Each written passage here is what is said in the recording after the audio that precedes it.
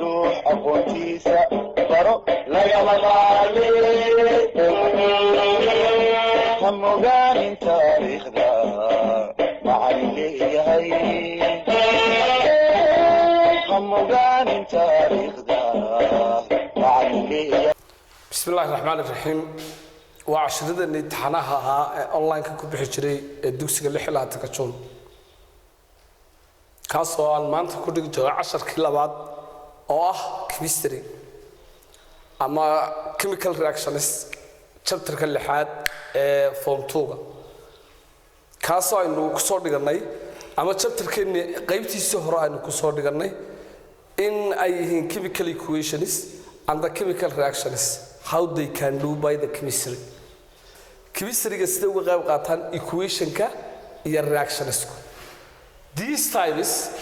waxaan soo horeysiinana in chemical reactions ku marna la sameeyo marna la burburin karo. Marka la sameynayo in la yiraahdo combination. In the chemical reactions all the equations are contained two types between the arrow. In labada dhinac arrowga waxa ka xiga inaan imika hadaan saawayno arrowga wixii dhinaca ka xiga in loo yaqaano reactant wixii dhinaca ka xigana loo yaqaano product. These are today we are beginning ashirkeennii hore waxaanu ku soo dhiganay combination ka waxaanu ku soo dhiganay and chemical equation and chemical reactions. maanta waxaan bilaabayaa lesson 2 breaking down compounds how the compounds will be breaking down sida compoundska loo kala jeediyo all this reaction falgalada chemical dhamaantood in this unit aanu chapter kan ku dhiganana has one thing common waxay leeyihiin wax ay isaga mid yihiin whether it was midkay doonaan ha ahaadaan. For example waxay isaga mid yihiin all the reactants are one. Reactantsku waa mid haddaan soo qaato mid ka mid ah calcium carbonateska decomposition baa ku sameynaya ama breaking down compounds. Reactantski waa mid but the products will be two or more. Productski waxay noqonayaan laba iyo wixii ka badan. Waxaan ka dhigi calcium oxide plus carbon dioxide. So all the breaking down compounds or the decomposition are only one common that are called the reactants are one and it breaks down into two or more products. Kaas oo laba iyo in ka badan ay maxsuulka soo baxaya ونقولنا لبا iyo wixii ka badan. This is a way many factors affect sababa badan ba ka qayb qaata ama saameyn ku leh decomposition reactionska waxa ka mid ah heat light electricity and enzymes waliba cracking kiba ku jira shantaasi ayaa waxay ka qayb qaataan kuwa saameynta ku leh decomposition reaction. shantii ayaan maanta mid u qaadanana ka koobaad waxa weeyaan decomposition of heat sida uu heatku kulku uga qayb qaato in compound jiray loo kala saaro ama loo burburin karo ee looga dhigi karo two or more elements or substances. waxaana loo yaqaanaa terminal decomposition. waxaa loo yaqaano terminal decomposition. For example tusaale ahaan calcium carbonate dagax dhuuradeedku can break down waxa loo kala jabinayaa into calcium oxide and carbon dioxide. This is the equation. Equation key example ka ahaana waa kan calcium carbonate oo aynu u qornay as an equation waxa saameyn ku leh when I was heating marka la kululeeyo calcium carbonate ki waxa uu kala jabaya calcium oxide iyo carbon dioxide. Okay, kalabaad waa decomposition of light kulka qorraxda ama iftiinku saameynta uu ku leeyahay silver chloride can be decomposed waxaynu ku kala jebin karnaa by a light iftiinka oo waxyaabaha loo isticmaalo sawirada iftiinka ayaa loo yaqaanaa it's used waxa loo isticmaalaa by photograph sawirada for example tusaale ahaan this is the equation that we are using the decomposition of light waa kan isagoo ina tusaya equation-kiina tusaya silver chloride marka iftiinka light-ku ku dhaco waxay u kala jabtaa silver iyo chlorine diatomic so wali waxay noo socdaa kii saddexaad oo ah factorieski saameynta ku lahaa decomposition-ka a power way electrolysis-ku waa electricity-ga ama waa habka ugu awoodda badan leh to decompose ee lagu kala jebin karo a substances walxo through iyadoo la dhex marinayo it by the light and by the electricity iyadoo la dhex marinayo by the electricity iyadoo la dhex marinayo for example sodium chloride can be decomposed sodium chloride is a salt that can be decomposed waxa loo kala jebin karaa by using iyadoo loo isticmaalayo the process of electrolysis a power way of electricity through it iyadoo oo la dhex marinayo hab dab ah sodium chloride marka light ka dhex mariyo waxay noqonaysaa laba sodium iyo chlorine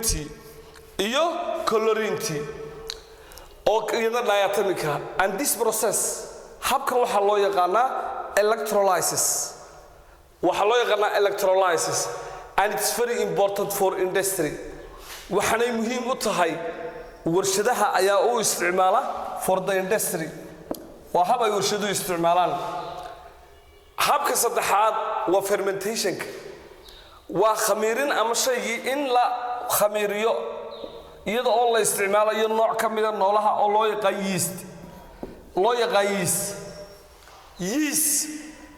waa nooc ka mid ah algayga ama aljaha nooc ka mid ah oo yeast oo ah kuwa decomposition-ka sameeya marka ay dhinto ama nooluhu ay dhintaan decomposition-ka kuwa sameeya ee burburiya yeast is produced waxa yeast-ka loo isticmaalaa an enzyme deecaane ay sii daayaan yeast-ku breaks down waxay kala jabiyaan the sugar sonkorta glucose iyagoo u kala saaraya alcohol oo ah ethanol waxa soo baxay waa ethanol 2 hydrogen 5 oxygen 6 these are called ethanol waa alcoholic organic alcoholic material weyn plus waxa kaloo soo saarayaan carbon dioxide waa marka fermentation-ku uu dhacayo ama habka factor-ka labaad ee decomposition-ka ka dhaca waxa weeyaan fermentation-ka waxa ka masuula waxay soo saaraan alcoholic iyo yeast alcoholic iyo carbon dioxide breaks down waxa uu kala jebiyaan sugar glucose alcohol and carbon dioxide this is the equation waa kan equation-ku waa glucose equation-ka glucose waa sonkorta ama qurubka ugu yar ee sonkorta ayaa waxa loo yaqaanaa glucose-ku equation ahaan waxa uu qoraa ama symbol ahaan C6 hydrogen 12 oxygen 6 then when we are adding the enzyme-ka marka aan ku daro enzyme-kaas waxa ii soo baxaya alcoholic oo ethanol ah plus carbon dioxide iyo carbon dioxide ayaa soo baxaya ka u dambeeya waa cracking in la jajabiyo xagga kale markaan nimika combination ka dhiganano waxay naga hor iman doonaa polymerization it's opposite for cracking oo ka soo horjeeda cracking is another way waa hab kale for decomposition reactions oo ay falgallada kimikaad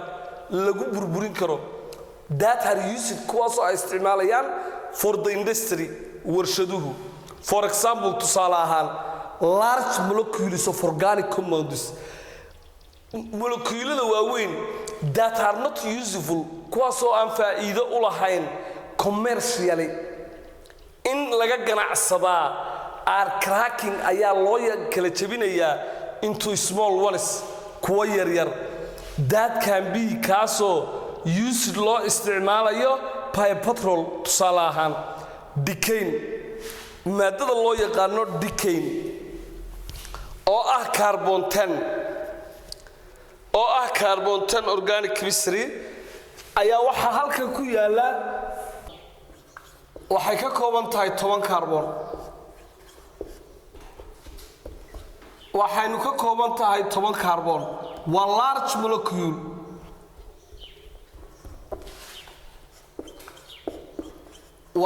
molecule dhammaantood waxaa ku xidhan hydrogeno waxaa ku wada xidhan hydrogenada ku xidhani waxaynu u kala jabinaynaa qurubyo yaryar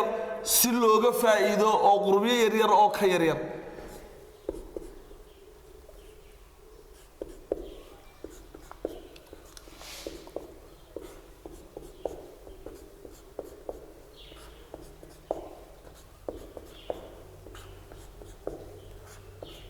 these are decane waxaa tan loo yaqaanaa decane waxaynu ka dhiganaa decane we are cracking into waxaynu u soo horreysiinaynaa bentane 5 carbon waxaynu u soo horreysiinaynaa 5 carbon 5 carbon iyadana waxaa ku xidhan hydrogenadii iyadana waxaa loo yaqaanaa bentane waxaynu u kala jabinaynaa decantii intan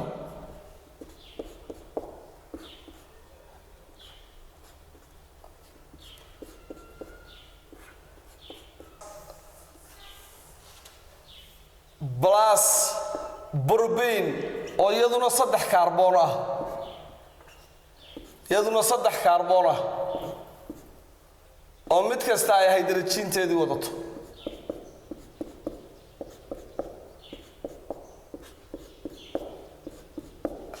plus ethane oo 2 carbon oo iyaduna la mid ah hydrogenadii wadata okay cracking ayaan isticmaalayaa cracking markaan isticmaalayo kelmadda loo yaqaan decane waa organic compound waa saturated hydrocarbons